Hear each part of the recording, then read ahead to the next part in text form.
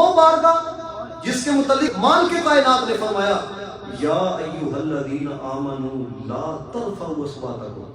میں آپ کو بتاؤں ادب کس کو کہا جاتا ہے؟ امام مالک عاشق مدینہ عاشق رسول کئی سال تک درس حدیث دیتے رہے، لیکن جب حدیث کی کتاب کا صفحہ پلٹنے لگتے تھے نا، یہ دیکھ ادب دیکھیے گا ذرا، امام مالک دونوں ہاتھوں میں لیتے تھے.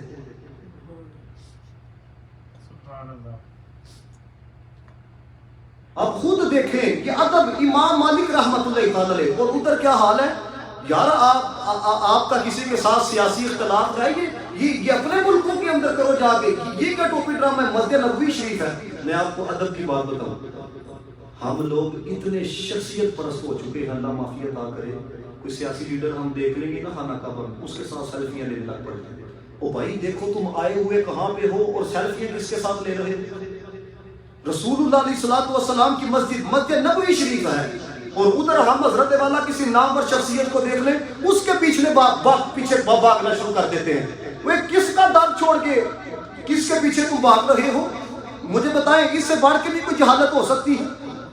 میں جب دوسری دفعہ گیا نا آقا علیہ الصلوۃ والسلام کی بارگاہ میں حاضری کری، کیونکہ میرے استادوں کے بھی استاد ہیں مفتی محمد قاسم عطاری دامت برکاتہم القدسیہ، القرآن کی تفسیر کی صراط الجنان، یہ آپ کو ادب بتانے لگا. اب چونکہ الحمدللہ میں جن سے پڑھا ہوا ہے، جب بھی ملے ہیں نا دستبوسی کرنا اپنے لیے فخر کا باعث سمجھے، کیونکہ میں نے ان سے پڑھا. مولا کائنات حضرت علی المرتضیٰ فرماتے ہیں جس نے مجھے ایک لفظ بھی پڑھایا نا میں اس کا غلام ہوں، جہاں چاہے مجھے بھیج دے. یہ ادب کا تقاضا. اب میں نبی پاک علیہ الصلوۃ والسلام کی بارگاہ کے اندر نا سلام عرض کر کے میں باب السلام سے باہر نکلا، سامنے دیکھا تو مفتی قاسم صاحب چونکہ بڑی علمی شخصیت ہے، روحانی شخصیت ہے، تو میں ان کی دست بوسی کے لیے جب جھکنے لگا نا، ابھی میں رستے میں تھا تو انہوں نے مجھے رستے سے اٹھا لیا، یعنی میرا چہرہ اوپر کر لیا. تو مجھے کیا کہتے ہیں، توجہ سے جملے سنیے.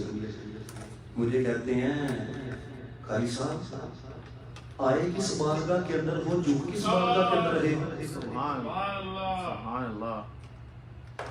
یہ بارگاہ حبیب حق ہے، چلو سروں کو جھکا جھکا.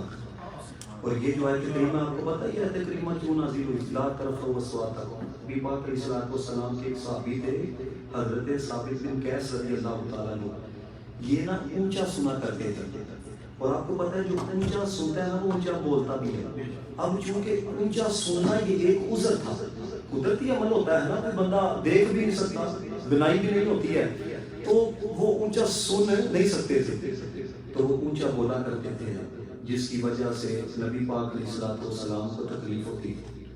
اللہ تعالیٰ نے قرآن کی آیت نازل فرمایا یہ میرے محبوب کی بارگاہ ہے، لا ترفعوا اصواتکم فوق صوت النبی. فرمایا بولتے وقت آواز میرے محبوب کی آواز سے بلند نہ ہو.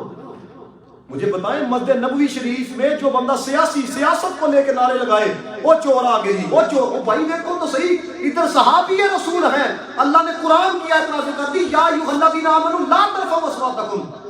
اور جب یہ آیت نازل ہوئی نا حضرت ثابت رضی اللہ تعالیٰ مفسرین نے لکھا کئی تک حضور کی بارگاہ میں نہیں آئے.